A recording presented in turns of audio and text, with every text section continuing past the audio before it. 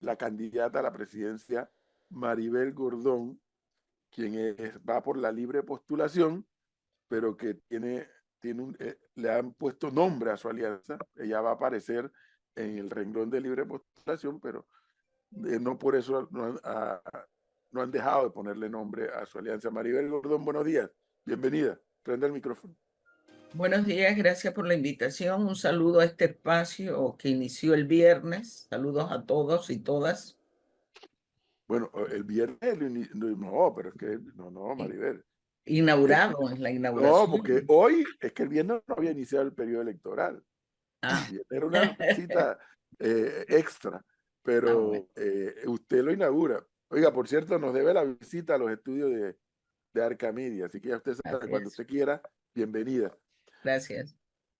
Maribel Gordón ha estado haciéndole desde antes del inicio de la campaña y ahora que inicia la campaña una serie de planteamientos al electorado. Y yo, para ponerle el pie en el estribo y darle el espacio a los compañeros para que también pregunten, advirtiendo que estamos en ondas chiricanas también, allá nos están escuchando. Maribel Gordón en más de una ocasión ha hablado de que hay que darle un cambio al modelo, buscando, dice Maribel, voy a usar una palabra mía, no de ella, buscando un equilibrio frente a todos los desequilibrios que se ven en la sociedad panameña, que además son reales, porque son reales. Pero lo que yo he tratado de descifrarle a Maribel Gordón, bueno, pero ¿cuál es el modelo que Maribel Gordón está planteando? Sí. Bueno, cuando hablamos de modelo, tenemos que entenderlo en la lógica de cuál es la política pública que se viene desarrollando. El modelo hace referencia a ello. Nosotros hemos sido claros en plantear que desde el 7-9 a la fecha ha imperado un solo modelo, ese modelo que tiene una lógica neoliberal que ha significado, entre otras cosas, la profundización de la destrucción de los sectores productivos, ha implicado la flexibilidad laboral, la privatización de un conjunto de servicios que prestaba el Estado, ha implicado el desmantelamiento de la salud, la educación como derecho, el acceso al agua potable, el problema de la alimentación, que bajo la lógica del libre mercado lo que ha venido es un proceso de encarecimiento de la vida de los panameños y las panameñas. Frente a ello, nosotros hemos señalado en la necesidad de levantar un nuevo modelo. ¿Cuál modelo? Un modelo que esté sustentado en la economía para la vida. ¿Qué significa ese modelo de economía para la vida? Que todas las capacidades de producción, realización, utilización de nuestros recursos tienen que tener un equilibrio entre seres vivos y naturaleza, es decir, es una conjunción seres humanos naturaleza que nos permita cubrir fundamentalmente nuestras necesidades de vida en el presente, pero tener esa proyección hacia el futuro en una relación armoniosa que proteja nuestros recursos naturales, que proteja la fauna, que proteja la flora, que proteja la vida. Y allí hemos señalado que hay varios ejes fundamentales de ese nuevo modelo. El primero de ellos, rescate de sectores productivos. Me estoy refiriendo al sector agropecuario, al sector industrial, al sector agroindustrial, a la necesidad de potencializar nuestra biotecnología, nuestra biodiversidad, necesidad de levantar un proyecto serio dirigido a otorgar recursos para investigación, innovación, desarrollo, las capacidades de innovar que tiene este pueblo, y he planteado la necesidad además de constituir un proceso donde la logística de Panamá se ponga en función de Panamá, es decir, de rescatar la actividad económica en diferentes provincias de nuestro país, es decir, un proceso ordenado, planificado, un proceso que tiene como objetivo el desarrollo nacional y social, y es uno de los pilares fundamentales.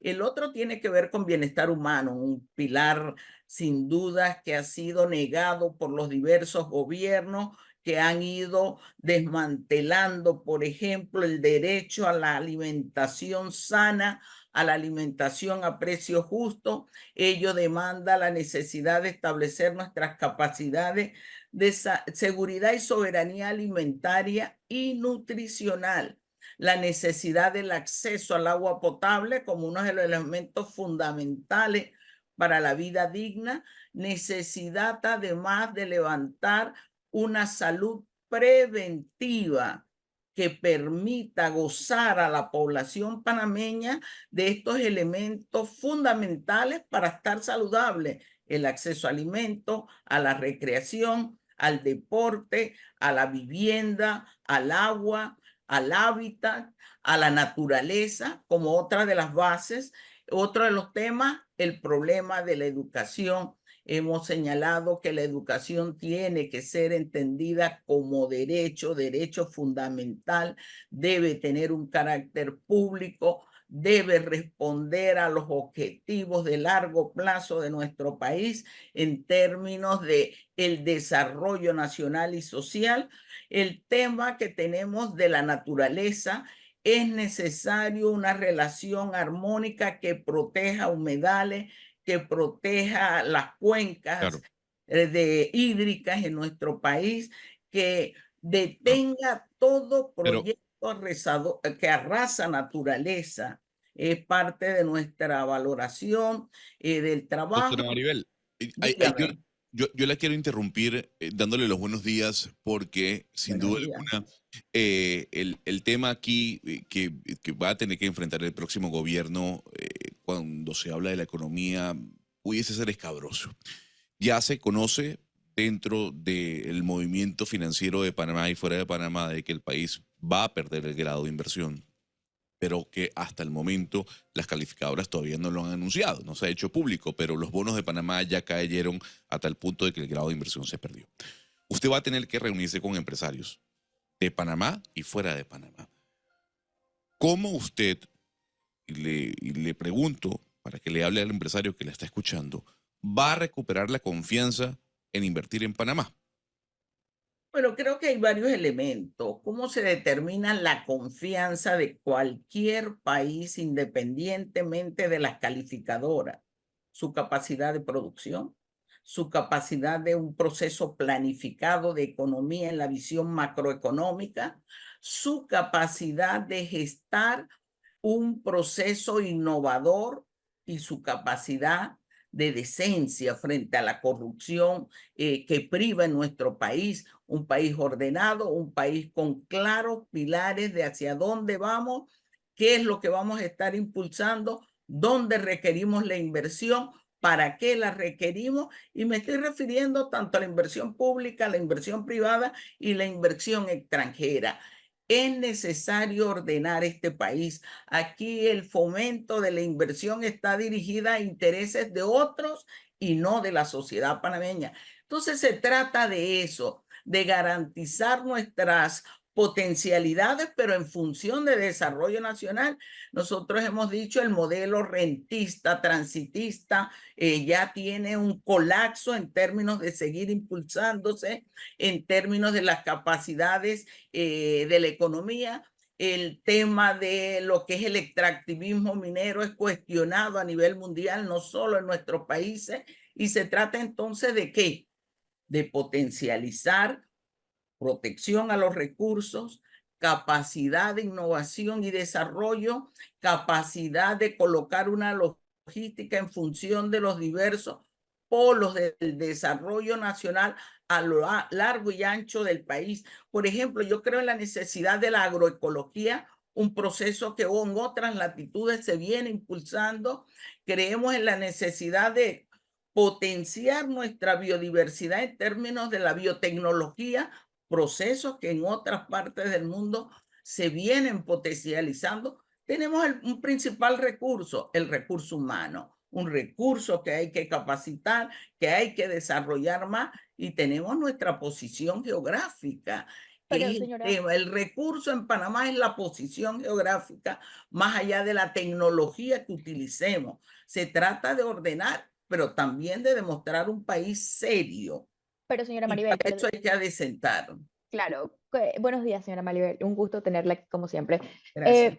Voy aquí un poco, usted está hablando mucho del modelo y cómo del 79 para acá el país ha venido más o menos en bajada, pero aquí yo tengo un informe del Banco Mundial que en los 30 años al revés, Panamá ha conducido una disminución notable de la pobreza, es decir, en el 91 teníamos el 48.2% del país era considerado pobre en el 91. Para el 2019 era el 12%.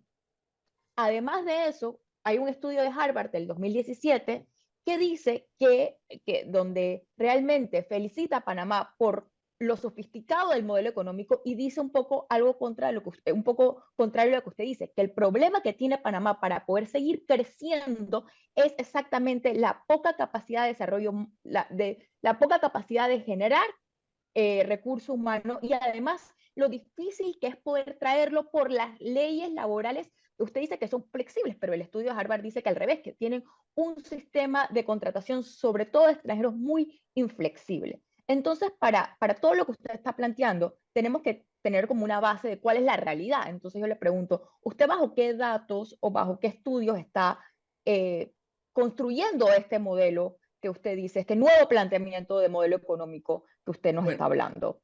te aclaro algunas cosas.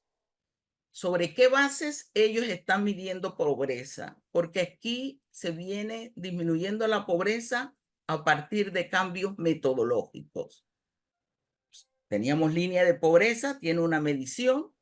Tenemos pobreza multidimensional, tiene otros criterios, otros estándares, otros datos. Tenemos la pobreza en función de lo que llamamos el coeficiente de Gini, que tiene otra estructura sobre la base de los ingresos. ¿A cuál pobreza? El coeficiente de Gini es lo que se mide casi siempre la desigualdad, donde Panamá sigue marcando muy alto. No, Panamá es el problema. vamos a eso. ¿Cuál de las pobrezas? Yo te puedo citar el último estudio del Banco Mundial que establece, por ejemplo, que el incremento de la pobreza en Panamá a partir de lo que se denomina línea de pobreza. Y dice, ha incrementado, ha establecido 22.7% de pobreza en nuestro país.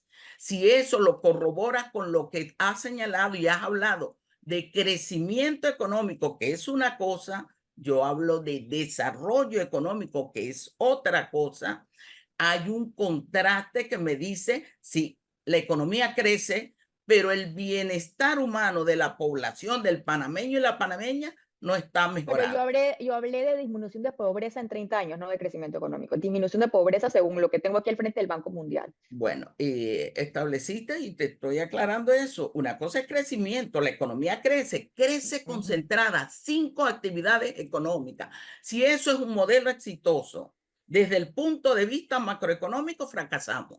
5 actividades concentrados.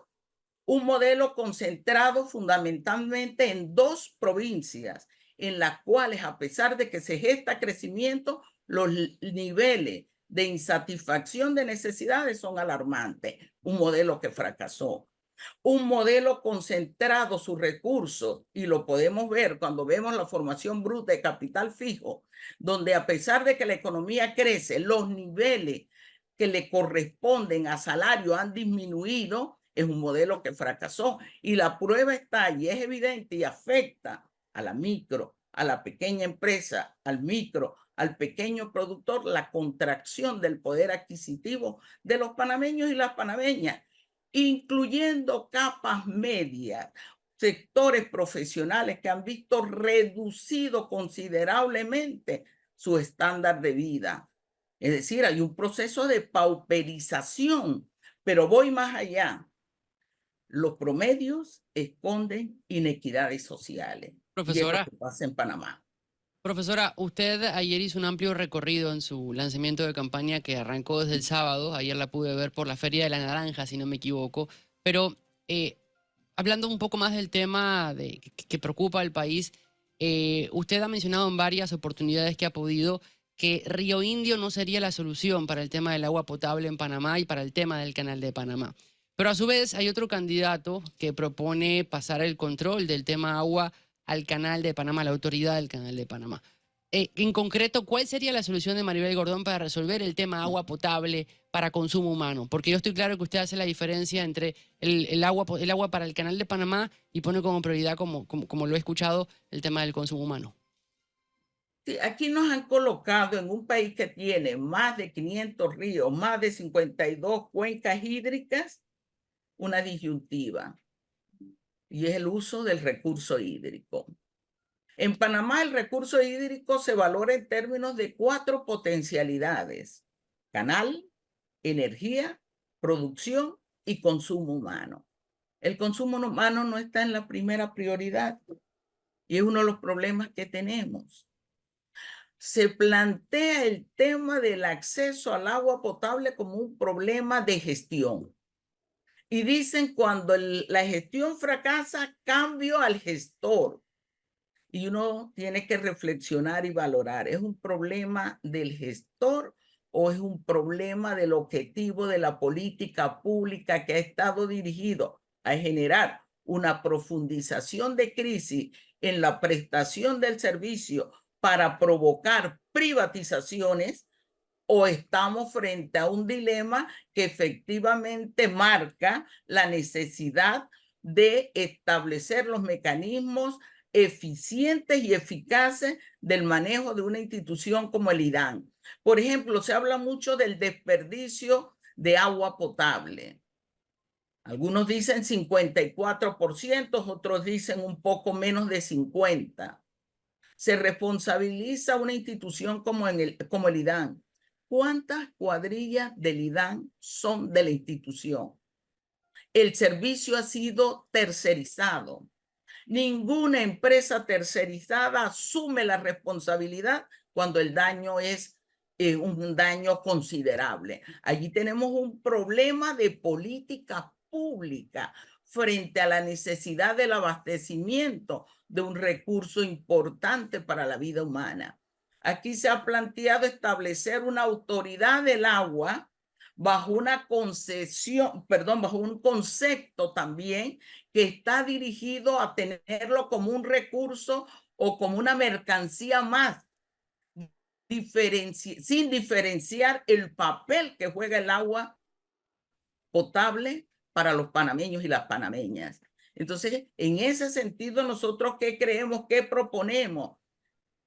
Caminar al IDAN en una eficacia, que significa una completa reingeniería de modernización de su gestión. Rescatar la valoración de atención a las comunidades, coordinar con las comunidades de las otras provincias en términos de las capacidades que ellos se vienen gestando. Establecer un mecanismo claro de ordenamiento territorial a partir del recurso hídrico que se planteó en Panamá, pero que no se cumple. Eso tenemos que tenerlo claro. Y en el concepto de Río Indio que has hecho mención, ¿qué es lo que hemos planteado? Tenemos que tener claro, el Canal de Panamá tiene límites naturales. Nuestra preocupación, y se lo hemos hecho saber a las autoridades de la ACP, hoy nos están planteando Río Indio, ya en proyección tienen Chagres, Bayanos, perdón, y tienen la cuenca del río Santa María. Entonces allí es donde le decíamos a ellos, ¿qué es lo que vamos a tener? ¿Un canal para el país o un país para el canal? Tenemos que tener una visión estratégica de largo plazo que permita el funcionamiento, porque sí, entendemos, uno de los principales insumos que tiene el Canal de Panamá es el recurso agua. Cuidemos la cuenca, esa cuenca que fue asaltada en términos del espacio geográfico para favorecer otras actividades. Sí, hagamos una política de forestación que permita tener una naturaleza que brinde los espacios para cuidar esas cuencas hídricas. Aquí se viene desmantelando naturaleza. Cuando desmantelas naturaleza, atenta contra el recurso Claro, hídrico. pero entonces, doctora Maribel, yo le doy un datico. China se convirtió en el mayor exportador de vehículos del mundo, sobrepasando por primera vez a los Estados Unidos. Un crecimiento del 43% en la exportación de los vehículos. Pero de ese total de crecimiento, el 70% de los vehículos exportados por China son vehículos de energía eléctrica. No utilizan la energía fósil, el combustible o el diésel. El progresismo siempre levanta la mano de estar en contra del extractivismo y de buscar metodologías diferentes para el incentivo de la economía. En este caso, la transformación energética. Dejar de utilizar combustibles para utilizar energía, ¿por qué no?, solar y eléctrica.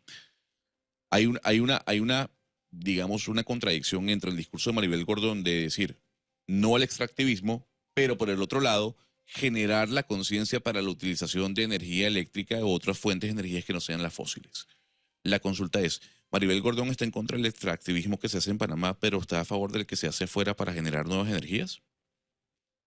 Fíjate, en el caso de la energía, y siempre he dicho, yo miro a Panamá, aprecio, valoro las otras experiencias, pero miro a Panamá. En Panamá tenemos un problema. No tenemos un plan nacional estratégico en términos energéticos. En este país se derrocha energía. Hay un proceso consumista que nos lleva a que cada vez se demande más energía y por ende se atente más contra los recursos. Si tú me vienes a valorar Panamá versus China, ¿cuántas veces cabe Panamá en China en términos geográficos, en términos poblacionales? China decidió ubicar sus polos de desarrollo en una economía planificada que llaman socialismo de mercado. Tiene una valoración hacia el largo plazo. Yo creo en la energía alternativa que debemos de construir, pero creo también en la necesidad de ordenar ese consumo energético. Claro, pero esa energía que usted menciona, de la cual usted está de acuerdo, y trae el ejemplo de China, tiene un impacto en el medio ambiente, porque no hay otra forma de poder generar energía eléctrica sin los componentes necesarios extractivistas o extraídos de la tierra, como por ejemplo el cobre. Entonces, Maribel Gordón está en contra de que el extractivismo sea una práctica en Panamá. Vuelvo y te repito, el problema en términos energéticos es un problema del derroche. Lo segundo, el cobre que se está en el extractivismo minero en este país no es para Panamá, es para favorecer la ganancia de empresas transnacionales que aplican tecnología que en sus países sedes no le permiten. Pero entonces, A eso nos opusimos a un doctora, contrato leonino entonces le que pregunto, atenta contra la soberanía nacional, entregó la soberanía. entonces, doctora Maribel, si ese cobre se hubiese utilizado en Panamá, ¿usted no se hubiese puesto al contrato o no se hubiese puesto a la minería? Te digo lo siguiente y lo he planteado. El tema de los recursos en Panamá, los recursos naturales, es una discusión que tiene que estar en función de desarrollo nacional y social. La pregunta es, ¿requeríamos ese cobre para el desarrollo y no para el crecimiento panameño? Porque aquí se confunde y se insiste en hablar para el desarrollo cuando realmente es para el crecimiento que favorece a los 115 ultramillonarios de este país. Aquí se comprobó que existían socios locales que no le importa con lo que pase en nuestro país con tal de incrementar sus ganancias. A eso nos hemos opuesto. El problema es que insisten en hablar de crecimiento económico, de ganancias extraordinarias y no de bienestar humano. Ordenemos. ¿Qué tanto crecimiento demanda más energía en este país? ¿Cómo es posible que en este país un mall consuma más energía que una provincia? Eso es irracionalidad económica. Eso es destrucción de naturaleza que nos va a hacer falta en el futuro. Es atentar contra la vida. Entonces aquí nos preocupamos, decimos, queremos esto, queremos extractivismo, aunque eso implique destruir naturaleza, destruir biodiversidad, porque atravesaba el corredor biológico mesoamericano, cuando implique atentar contra la vida para favorecer una transnacional y sus socios locales. Esa es la pregunta. Lo que queremos es seguir bajo una lógica donde algunas actividades crecen mientras que se destruye el conjunto de la economía panameña, de la sociedad panameña. Yo creo que ahí estamos equivocados en el ordenamiento. Y por eso es que Panamá requiere un Plan Nacional de Desarrollo Social que nos identifique hacia dónde vamos, a qué vamos a apostar. Y cuando hacemos esa apuesta desde el punto de vista del bienestar humano, siempre la lógica va a tener como criterio fundamental la vida digna. La vida digna. En eso hemos coincidido con diversos sectores. En eso estamos en la lógica, la discusión y el debate que se hace a nivel internacional y que lamentablemente en Panamá, como dicen los sociólogos, mucha de la burguesía de este país es una burguesía encerrada en el rentismo, Profesora en la Maribel, especulación y ahora en el extractivismo. y habla... Formarnos, tener propuestas distintas que garanticen vida para todos. Y hablando de esa vida digna, profesora Maribel, los grupos de sindicatos que la apoyan a usted como candidata presidencial defienden los subsidios. De hecho, hace poco cuando el gobierno anunció que iban a quitar el vale digital, salieron a decir, no puede ser, si quitan el vale digital vamos a prender el rancho, vamos a protestar, a cerrar las calles.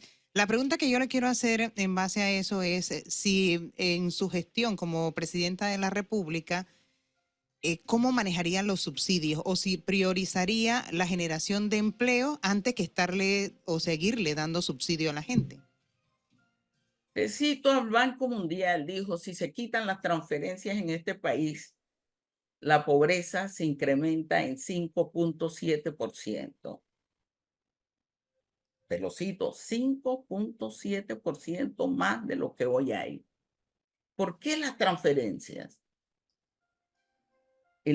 A mediados de los 90, la política de las instituciones financieras internacionales llaman a los gobiernos a asumir una política de lo que ellos llamaron la política social. En esa política social, 4 componentes. Uno de los componentes tenía que ver con transferencia, temor de las instituciones financieras internacionales y fíjate, antes de la pandemia, convulsión social, producto de un gran número de personas en América Latina que no iban a poder satisfacer su necesidad de alimentación, de acceso al agua potable, de salud, de educación, de vivienda. Y llaman a colocar transferencias dirigidas. Ellos ponen condiciones. En este país se comienzan a plantear esas transferencias. Una de las transferencias, la red de oportunidades, que estaba dirigida a darle a las compañeras de bajos recursos $30, con 2 condiciones, que mandaran a sus hijos a la escuela y que los llevaran a los centros de salud. $30 mensuales. Yo soy una persona que investigo y digo, ¿por qué 30? ¿Resuelve las necesidades? ¿Sabes cuál era la respuesta? $30 mensuales sacaba del umbral de la extrema pobreza, porque si usted tenía $1 diario, ya no era pobre. Claro. Entonces, las transferencias en este país, las fundamentales, no han sido a las familias. Y muchas de las que van a la familia se deben a que hay estructuras de carácter oligopólicos en este país que imponen precios. El tema del tanque de gas. Ningún gobierno ha estado interesado en tocar ese tema. Aquí las transferencias a las empresas se ponen y no se cuestionan. Se quiso hacer una transferencia a 5 grupos turísticos, afectando al turismo interno, de ese micro, de ese mediano, artesano, promotor del turismo. Eso es uno de los problemas que tenemos. ¿Por qué se pone transferencia? Porque este mercado requiere poder adquisitivo y no es capaz de generar empleo digno con salarios justos. Es que eso es lo que le iba a preguntar. Ese es el problema. ¿Cuál es nuestra actitud? Tenemos que generar empleo digno y salario justo. Eso resuelve el tema de poder adquisitivo, el tema de la caja del Seguro Social. ¿Cómo lo vamos a hacer? Y Una de cuando las eso bases ocurra, fundamentales. empezará a disminuir la cantidad de subsidios que están otorgando. Vamos a empezar a generar empleo. ¿Dónde? Sector productivo, que era una de las bases de la generación de empleo en nuestro país.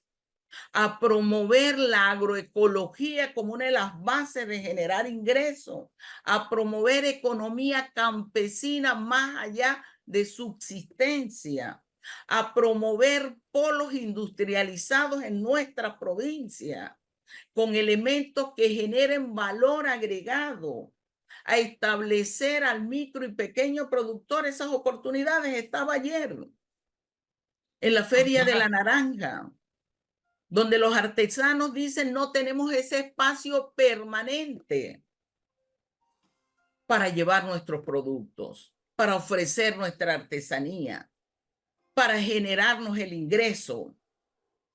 Y incluso cuando van a las ferias a veces se les cobra precios donde no les permiten estar dentro de la feria, sino que tienen que estar afuera por los costos que eso implica. Profesora, ¿Por qué no un mercado de artesanía permanente que le permita a cada artesano de este país generarse, llevar su producto, promoverlo, venderlo y obtener ingresos y tener varios mercados de artesanía con condiciones adecuadas de manera permanente? Aquí hay que fomentar algo que va a generar empleo y que nosotros hemos hecho señalamiento y tiene que ver con la biotecnología, con esa posibilidad de utilizar un recurso natural en producción de medicamentos. No les interesa a determinados sectores. Yo he hecho un llamado al sector industrial, a ese que se desmanteló en los 80, a que trabajemos juntos, a promover la industrialización, esa industrialización que nos permite tener un desarrollo más equilibrado entre el sector agropecuario, el industrial y un sector servicio que se corresponda con las necesidades productivas. No les interesa, es más fácil para ellos comprar barato afuera, vender caro, importar, que es lo que se ha venido fomentando. La importación cruzó y cerró fuentes de empleo. Profesora, ¿está en la agenda de Maribel Gordón y dentro de su propuesta la estatización de servicios como la electricidad o la telefonía, por ejemplo? Mira, en política económica hay un señalamiento claro. Lo aplican los países desarrollados. Los sectores estratégicos de un país no se ponen en manos de terceros. En Panamá inició una política, un proceso de privatización sobre pretexto de eficiencia y eficacia. Pregunto yo, el servicio de estructura de distribución con carácter monopólico que reciben los de Panamá Oeste es más barato y más eficiente. Y modernizamos, porque fue el Estado el que asume la modernización del sector electrificación y energía, lo privatiza y le paga a esos que hoy están hablando por ahí, pero les tuvieron que pagar siendo funcionarios públicos para que llevaran adelante ese proceso de privatización que hoy no ha significado menores precios ni mejor servicio. Váyase usted a La Chorrera, váyase usted a Raiján, en el servicio de electrificación, pregúntele a esa población, conviva con ellos, pregúntele al micro y pequeño productor que ha visto destruir su pequeño negocio avícola, producto de la ineficacia, de la irresponsabilidad. ¿Y qué han hecho los gobiernos frente a ese tema? Aquí se privatizó también los vertederos, una empresa que fue ineficaz cuando el gobierno actuó para que el contrato se cumpliera. Ese es el resultado. Aquí se dice privatizar es lo correcto. Cuando comparamos el servicio de recolección de la basura en San Miguelito, ¿dónde está la eficacia? ¿Dónde está el cumplimiento de los objetivos? Temas fundamentales. En el caso de la recolección y disposición de basura, un tema de salubridad. Salubridad. Quieren valorarlo solo como negocio, garantizar seguridad jurídica a empresas que no cumplen. Doctora Maribel, yo le cambio radicalmente el tema porque vamos a hacer unos ejercicios con los candidatos. Y yo quiero, ya que usted es la primera, comenzar con usted. Y es muy sencillo. Gonzalo, advirtiendo que el ejercicio va a ser igual para todos. Para todos, no, eso es para todos, ¿no? Para todos. Doctora Dígame, Maribel. ¿me va a encerrar en el sí? No, sí, no, eso Eso viene, pero antes de eso yo quiero hacer un ejercicio con los candidatos para saber cuál es la opinión que merecen de sus contrincantes. Entonces, en una palabra, usted me va a definir a cada uno de sus contrincantes. Comienzo. Te No sumo a los 6 y no se te preocupe. ahorro más de lo mismo. No, pero es que yo no, espera. A ver, Ricardo Lombana. 7. Ricardo Más Lombana. de lo mismo, ya ha sido Más de lo gobierno, mismo. pese a que Perfecto. dice que no. El señor Ricardo Martinelli. Inmerso en escándalos. Además, en el día de hoy se cumple el aniversario del asesinato de Jerónimo Rodríguez Tugrí, un proceso de lesa humanidad no puede vencer y no se ha hecho justicia. O sea, corrupto, básicamente. En Corrupto una y palabra. además represor, fuertemente. Corrupto y represor. Rómulo Rux, en una palabra. Fue gobierno con Martinelli. Ahí están sus atributos. Nunca lo cuestionó. El señor Gaby Carrizo. Ha llevado este país a una corrupción profunda, ha generado uno de los temas más lesivos, violentó la soberanía nacional. Ok. La señora Zulay Rodríguez. Bueno, Zulay ha estado en puestos de dirección, ha sido diputada y hoy se presenta con varios procesos que son contradictorios. Es candidata por un lado, pertenece a un partido por el otro lado y dice que es libre postulación por el otro. Camaleona, pues. Entonces, para resumir, camaleona. Bueno, si lo quieres poner. Muy bien. El doctor Melitón Arrocha. ¿Dónde está? ¿Cuándo ha estado? Y ha sido parte de gobierno. Ausente completamente. Y el señor Martín Torrijos.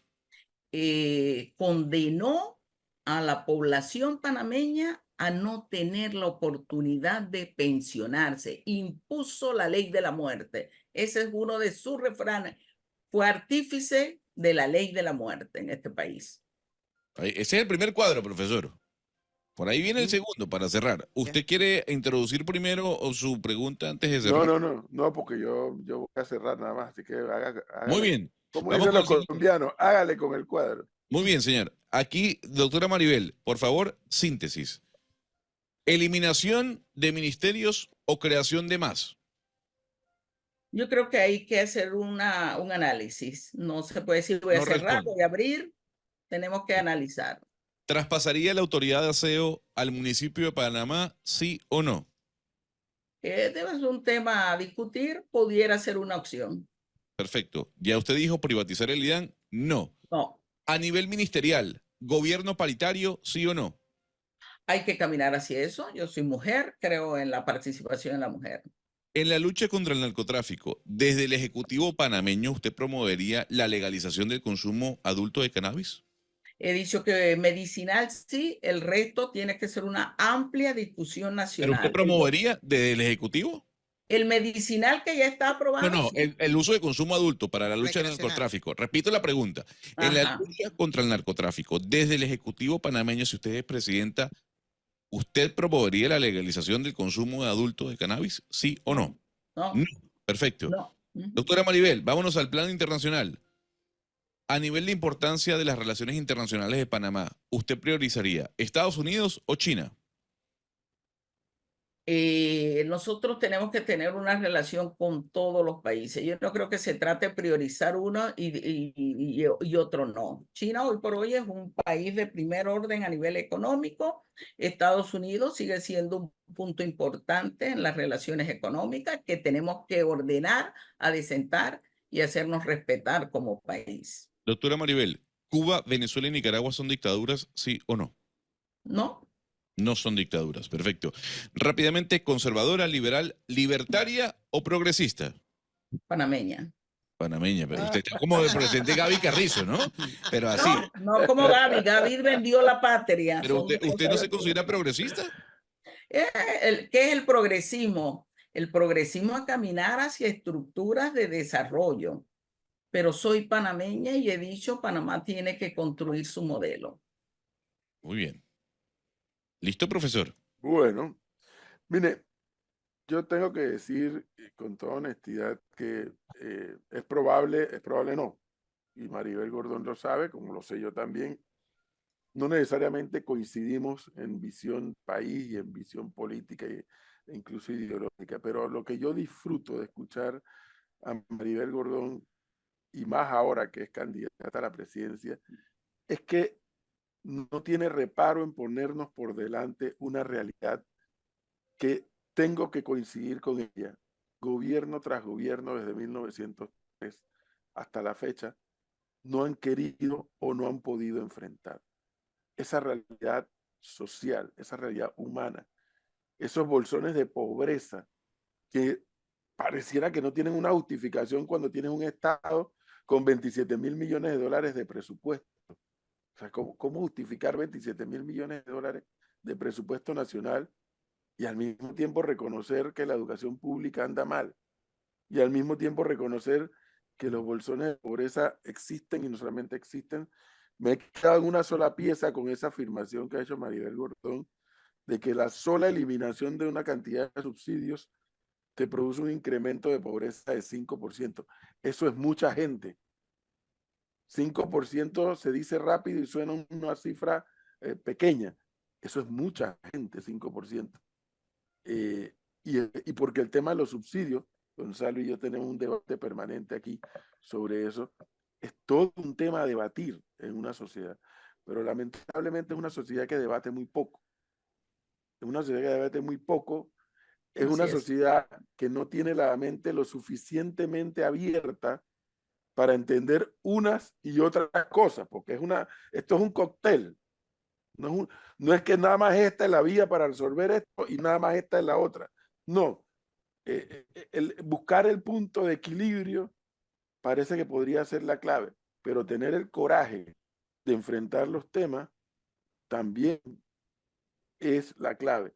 ¿Y de enfrentarlos quiénes? Por un lado los gobernantes, pero por otro lado los gobernados. Y cuando digo gobernantes, particularmente presidente de la República y diputados, que son los que tienen que ponerle la cara al país en la toma de decisiones.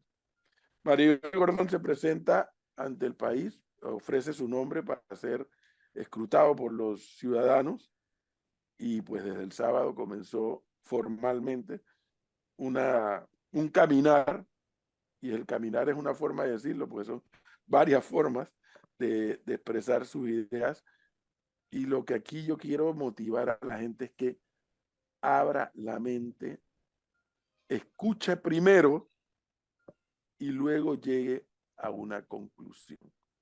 El día 5 de mayo, esa conclusión, cada uno de nosotros tendrá que expresarla mediante el voto. Profesora Maribel Gordón, muchísimas gracias por darnos este tiempo. Muy amable. Gracias por la invitación. Hasta luego. Le queda Hasta luego. pendiente, le queda pendiente la visita a los estudios. Voy a ir Gracias. La voy a invitar. justamente. Voy a Muy estar ahí. amable, que esté Aquí bien. la esperamos. Cómo no, gracias.